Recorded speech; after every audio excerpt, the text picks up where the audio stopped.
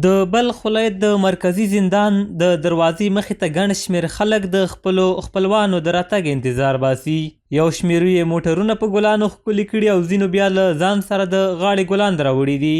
دغه خلک وایي خبره شوي چې د اسلامي امارت د زعیم امیر المؤمنین حفظه الله د یو فرمان له مخې بندیان ازادیږي او په همدې موخه د زندان مخې ته راټول شوي دي. دوی د اسلامي امارت د دغه ګام هرکلی کوي او زیاتوي چې داسې کارونه د نظام او خلکو ترمنځ واټن ختموي. ما بسیار خوش هستیم در طرف امیر المؤمنین صاحب که فرمان عفو صادر کردن به حساب بندی‌ها.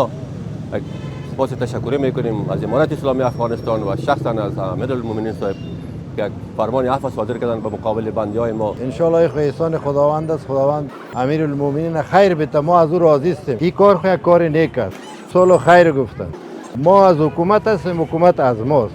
ورته مهال د بلخ ولایت د مرکزي زندان د محکمو د اړیکو مسؤل وایي د زعیم امیر المؤمنین حفظه الله د فرمان له مخې له دې بندخونې څخه د ښځو په ګډون لسګونه تنو ته د بند موده راکمه شوې او له 100 څخه زیاتو کسانو ته عفو وشوه او آزاد کړی شول.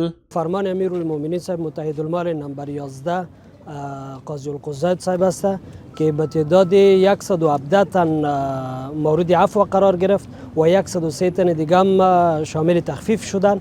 از این 117 نفر 84 نفر که ذکور هست که محجوزین هم داخل است مورد عفو قرار گرفت. امروز که همه ما شاهدش هستیم که الحمدلله رها میشن از زندان ولایت بلخ او 33 نفر طبقه اوناس است که محجوزین هم تحت هم 33 نفر طبقه اوناس داخل است. بلخوا له بندخونې څخه خلاص شوي بندیان وایي خوښ دي چې اسلامي امارت پرې شفقت وکړل او له بنده یې آزاد کړل. دوی د محبس د مسؤلینو د ښه چلند ترڅنګ زیاتوي له زندانونو څخه ورته زده کړیز مرکزونه جوړ شوي او د بند ټوله موده یې په زده کړو کې تیره کړې ده. در فرمان امیرالمؤمنین صاحب ما اعلان شدیم امروز. در زمانهای جمهوریت ما قید و بند دیده بودیم. تقریبا کسایی بود که تا 5 سال و 6 سال دوسیه نهایی نمیشد.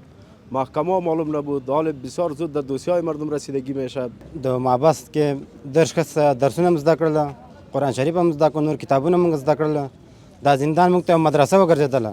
وایي هر سړی چې دلته بندیان دي خپل درس وایي، خپل تعلیم وکړي. نه نو دوباره ان شاء الله دغسې جرم ونه کړو چې موږ دوباره باید زنداني شو.